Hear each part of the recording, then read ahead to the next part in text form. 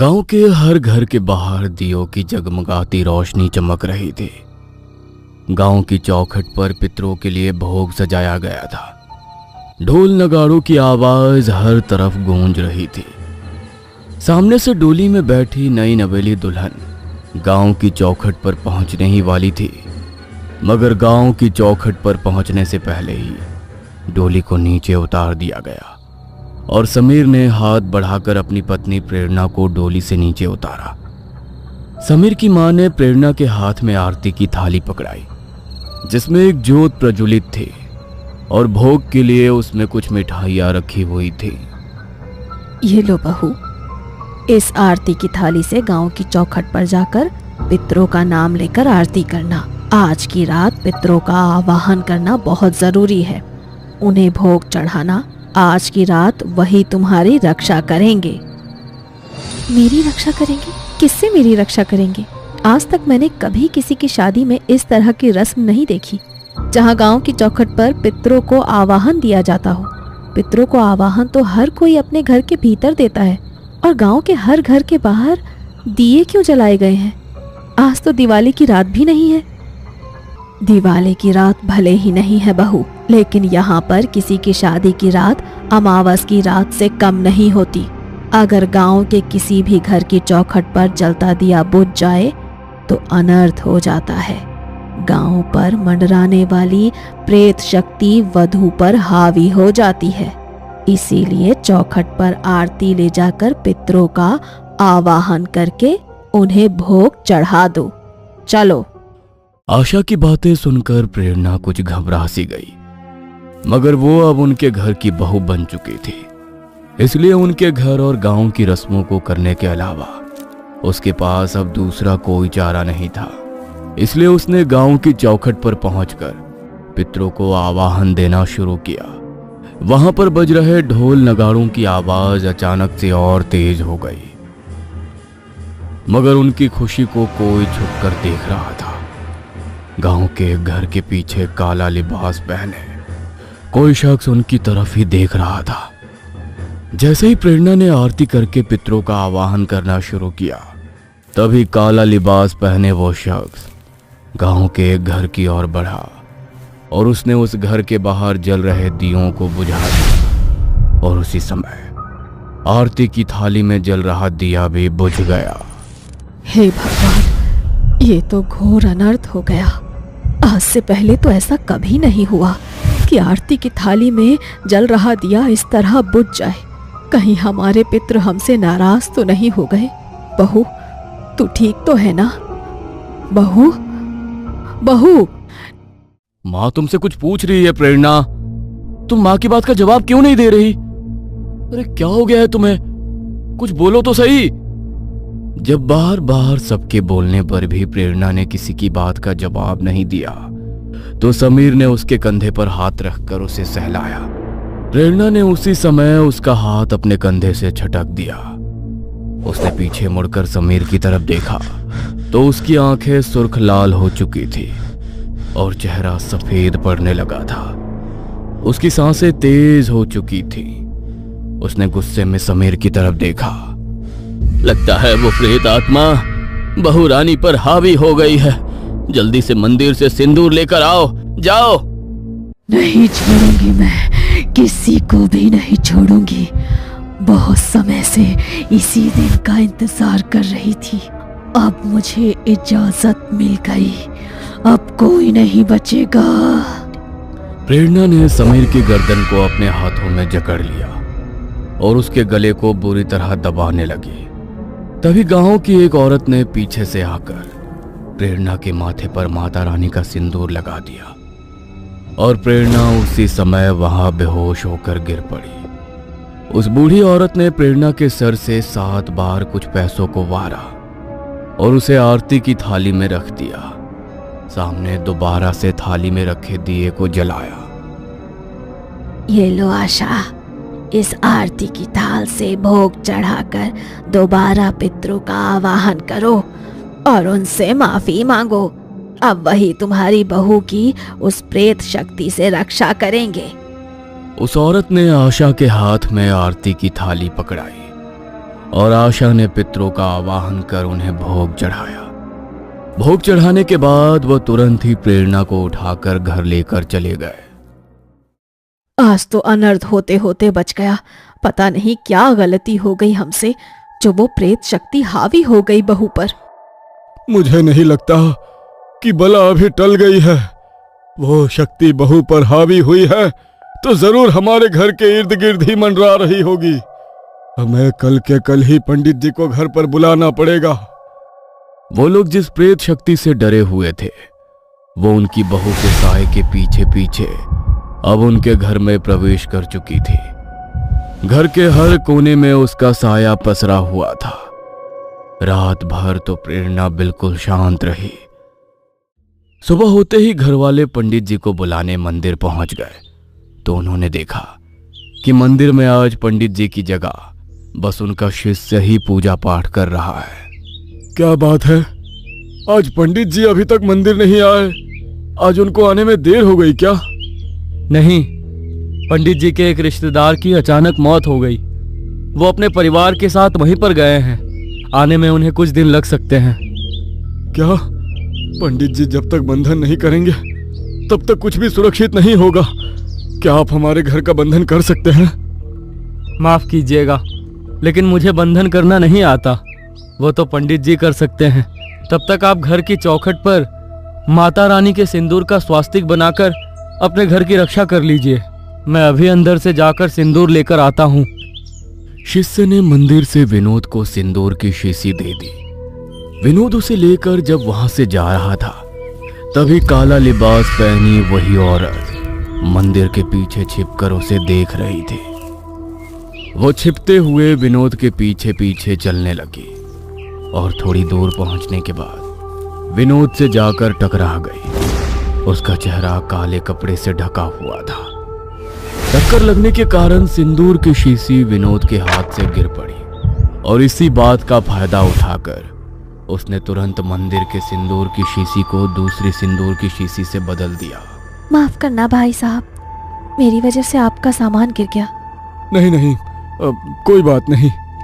विनोद ने वो सिंदूर की शीशी उठाई और वहां से निकल पड़ा, मगर तभी उस औरत की आंखों में एक अलग ही तेज आ गया, जैसे उसे अपनी मंजिल तक पहुंचने का एक नया रास्ता मिल गया हो।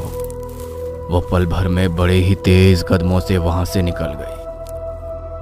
विनोद ने घर पहुंचते ही डिब्बी के सिंदूर से घर के बाहर स्वास्तिक बना दिया, मगर वो नहीं जानता था कि यह मंदिर का सिंदूर नहीं है और अब उसके घर के भीतर उस प्रेत शक्ति को प्रवेश करने से कोई नहीं रोक सकता है। जैसे ही विनोद ने घर के भीतर प्रवेश किया, उसके साथ साथ एक काली परछाई भी घर के अंदर दाखिल हो गई।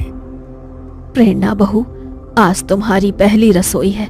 खाने में सबकी पसंद का ही खाना बनाना और मीठे में हलवा जरूर बनाना। समीर को सूजी का हलवा बहुत पसंद है। काजू किशमिश जरूर डालना। ठीक है माँ जी, मैं खाना बना लेती हूँ। प्रेरणा खाना बनाने रसोई की तरफ जाने लगी। तभी उसे लगा कि पायल पहने कोई औरत उसके साथ साथ चल रही है। उसने अपनी नजरें घुमाकर देखा, मगर वहां पर कोई भी नहीं था।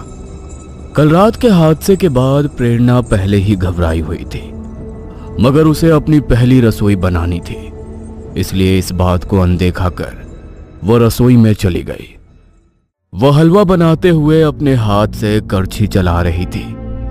तभी उसके हाथ पर किसी ने अपना खून से सना हाथ रखा और वो सारा खून टपक कर उस हलवे के भीतर गिर गया। इससे पहले कि प्रेरणा चिल्ला पाती, उसकी आवाज उसके गले में ही अटक कर रह गई।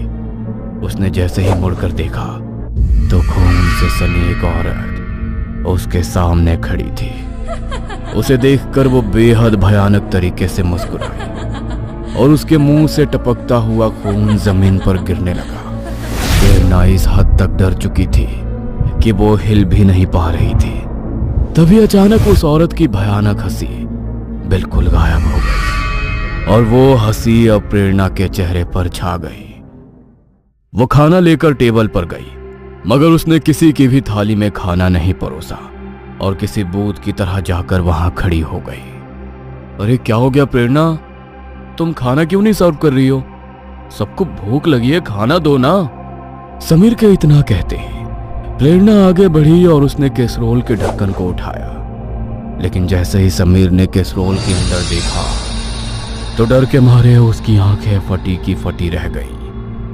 कैसरोल में सूजी का हलवा खून से लथपथ था और प्रेरणा इस हलवे को एक अजीब सी हंसी के साथ उसकी थाली में परोस रही थी। ये तुम क्या कर रही हो प्रेरणा? इस हलवे के अंदर ये खून कहां से आ गया? तुम मेरी थाली में आखिर ये क्या परोस रही हो? किसका खून है ये? प्रेरणा ने भयानक तरह से हंसते हुए समीर की तरफ देखा और उसके मुंह से भी खून रिसकर गिरने लगा।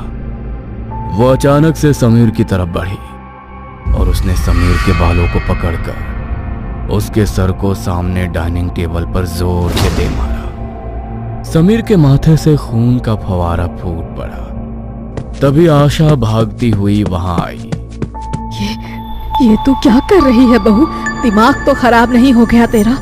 देख तो सही कितना खून निकल रहा है समीर के माथे से। हट यहाँ से, देखने दे मुझे। आशा प्रेरणा को धक्का देकर आगे बढ़ने लगी, मगर तभी प्रेरणा ने आशा की गर्दन को अपने दोनों हाथों से पकड़ा और एक ही झटके में उसकी गर्दन को मरोड़ डाला। आशा सीधी निठाल होकर जमीन पर गिर पड़ी। विनोद अंदर कमरे में सिंदूर लेने के लिए दौड़ा। वो जल्दी से सिंदूर लेकर आया और उसने सिंदूर को प्रेरणा की तरफ फेंका, मगर खुद पर सिंदूर पड़ते ही प्रेरणा जोर जोर से हंसने लगी। ये देखकर विनोद के पैरों तले से जमीन खिसक गई। यह कैसे हो सकता है? मंदिर के सिंदूर का इसके ऊपर कोई असर क्यों नहीं हो रहा? मुझे छोड़ दे, जाने दे मुझे। तुझे जाने दूं? तुम तीनों को चुन चुन कर मारूंगी और जब तक तुम तीनों मेरी आंखों के सामने अपना दम नहीं तोड़ देते मैं मुक्त नहीं हो पाऊंगी। क्या? हम तीनों को मारने से भला तेरी मुक्ति कैसे होगी? हमने तेरा क्या बिगाड़ा है? हमसे जो भी भूल चूक हो गई है हमें माफ कर दे। माफ कर दूं? तुम लोगों को माफ कर दूं? भूल गया तुम तीनों ने क्या किया था मेरे साथ, गंगा के साथ। गंगा? हाँ गंगा, और ये गंगा अब अपना बदला लेकर ही जाएगी। इतना कहते ही प्रेरणा ने विनोद के गले को कसकर पकड़ लिया और उसकी आंखों में वो सारी धुंधली यादें सामने आने लगी जिसके कारण उन लोगों के साथ ये सब हो रहा था।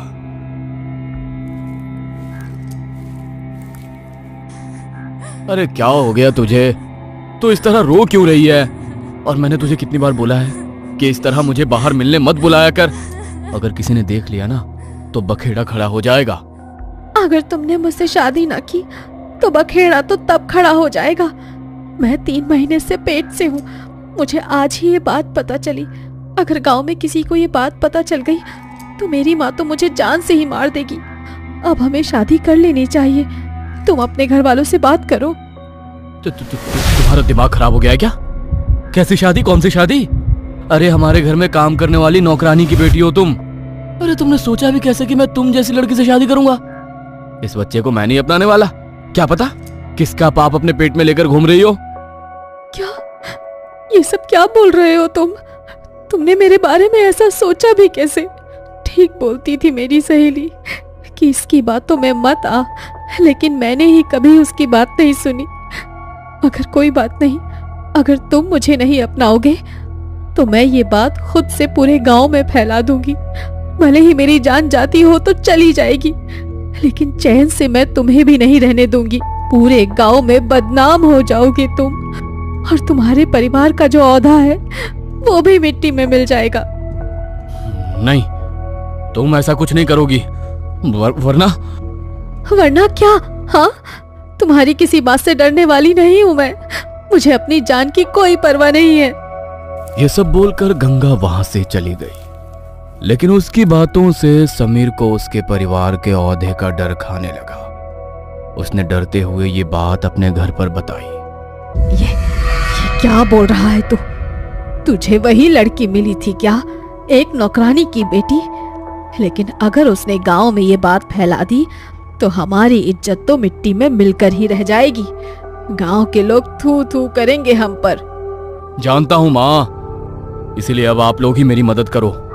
अगर मैंने उसे मारा तो उसकी कुछ सहेलियों को हमारे बारे में पता है और मैं उन्हें नहीं जानता। अगर उन्होंने गांव में ये बात बता दी तो और मुसीबत हो जाएगी और सबको पता चल जाएगा कि उसे हमने ही मारा है। तब तो एक ही रास्ता है, उससे तेरी शादी कराने का। उसके अलावा फिलहाल हमारे पास दूसरा कोई चारा नहीं है। लेकिन पिताजी। अब इस लेकिन के लिए हमारे पास कोई समय नहीं है। जाओ और कहो उससे कि तुम मुझसे शादी करोगे। बाकी की बात बाद में करूंगा मैं तुमसे। समीर ने वही किया जो उसके घर वालों ने उसे करने को कहा। उसने गंगा से शादी कर ली। गंगा बहुत खुश थी कि समीर ने उसे धोखा नहीं दिया, मगर वो नहीं जानती थी कि उसके पीछे उन लोगों की क्या साजिश चल रही है। दोनों मेरी बात सुनो, इसका 8वां महीना पूरा होने को आया है। जैसा हमने सोचा था अब वैसा ही करना है। अगर घर में एक बार बच्चे की किलकारियां गूंज गईं तो और मुसीबत हो जाएगी। गंगा ऊपर वाले कमरे में कुछ सामान लेने गई थी और आशा की नजर उसी पर थी। जैसे ही गंगा सीढ़ियों से नीचे उतरने लगी तो आशा ने उसे सीढ़ियों से धक्का दे दिया और गंगा सीढ़ियों से गिरती हुई सीधा नीचे जाकर गिरी। उसके सर में गहरी चोट आई और वो जोर जोर से दर्द से चिल्लाने लगी, मगर उसके चिल्लाने की आवाज कोई सुन ना पाए। इसलिए समीर ने उसके चेहरे को एक कपड़े से बांध दिया। तुझे क्या लगा मैंने तुझसे शादी कर ली तो मैं तुझसे प्यार करता हूं? अरे मजबूरी थी मेरी, मजबूरी। अगर तुझसे शादी नहीं करता और ये बात पूरे गांव में फैल जाती तो बदनामी तो हमारी ही होती। लेकिन कोई बात नहीं, अब गांव वालों को कुछ भी पता नहीं चलेगा और ना अब तू इस दुनिया में रहेगी। गंगा सीढ़ियों से गिर गई है। इस बात का फायदा उठाकर उन लोगों ने उसके सर को जोर जोर से सीढ़ियों पर पटका और कुछ ही देर में गंगा ने अपना दम तोड़ दिया। उसकी मां पर दुखों का पहाड़ टूट पड़ा।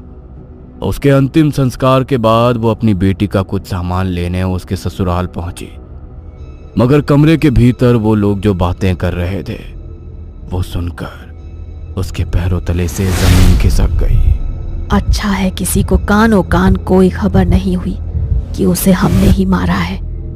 एक नौकरानी की बेटी को अपने घर की बहू पूरी उम्र नहीं बनाकर रख सकती थी मैं। मेरे बेटे की एक गलती की सजा पूरी उम्र थोड़ी भुगतता रहता वो। इसका मतलब इन लोगों ने ही मेरी बेटी को। रेखा की आंखों में आंसुओं के साथ साथ गुस्से में खून उतर आया। वो जल्दी से वहां से निकल गई कि किसी को वहां पर उसके आने की भनक ना लगे। वो रोती हुई जल्दी से अपने घर पहुंची और अपनी बेटी की तस्वीर को अपने सीने से लगाकर बिलख बिलख कर रोने लगी। तू चिंता मत कर मेरी गुड़िया, इन लोगों ने तुझे मारा है ना, तेरी जान ली है ना इन्होंने। तेरी माँ आज तुझसे ये वादा करती है कि तेरे हाथों ही इन सबको मौत के घाट उतरवाएगी। बस वो रात आने दे। उस दिन के बाद से रेखा ने काली विद्या और तंत्र मंत्र सीखना शुरू कर दिया। गंगा की आत्मा अब अपने इंसाफ के लिए भटक रही थी। जिस रात समीर की शादी हुई उस रात रेखा ने उनके घर के बाहर जल रहा दीपक बुझा दिया ताकि गंगा की आत्मा प्रेरणा के शरीर के भीतर प्रवेश कर सके और जैसा वो चाहती है उसके बाद सब वैसा हो सके। सब याद आ गया ना, जब मेरे और मेरे बच्चे के लिए तुम लोगों ने कोई रहम नहीं किया तो मैं तुम लोगों पर कैसे तरस खाऊं। तुम तीनों मेरी आंखों के सामने मरोगे। समीर और आशा को हल्का हल्का होश आया, मगर तभी प्रेरणा ने उन तीनों पर हमला कर दिया। उनकी चीखों की आवाज पूरे घर में गूंज उठी, मगर वहां पर उनको बचाने वाला कोई नहीं था। कुछ देर की चीखों के बाद सब कुछ बिल्कुल शांत हो गया। प्रेरणा बेसुध होकर जमीन पर गिर पड़ी। गंगा ने अपना बदला ले लिया था और अपना बदला लेकर अब वो हमेशा के लिए मुक्त हो चुकी थी। उसकी मां को अब गंगा वापस तो नहीं मिल सकती थी, मगर उसकी बेटी के साथ जिन लोगों ने गलत किया, उसकी बेटी की आत्मा अब उन्हें अपने साथ लेकर जा चुकी थी। रेखा के मन को अब इस बात का सुकून था कि उसकी बेटी के कातिल भी अब वहां पहुंच चुके हैं जहां के वो हकदार हैं। दोस्तों, कहानी तो देख लिया आपने, पर अभी तक चैनल को सब्सक्राइब नहीं किया। प्लीज सब्सक्राइब करें और एक छोटा सा कमेंट करें। आपका हर एक कमेंट हमें और अच्छे अच्छे वीडियो बनाने के लिए मोटिवेट करता है और YouTube को भी लगता है कि ऑडियंस हमारे चैनल को पसंद करती है। शुक्रिया। हम फिर मिलेंगे अगले शनिवार एक नई डरावनी कहानी के साथ।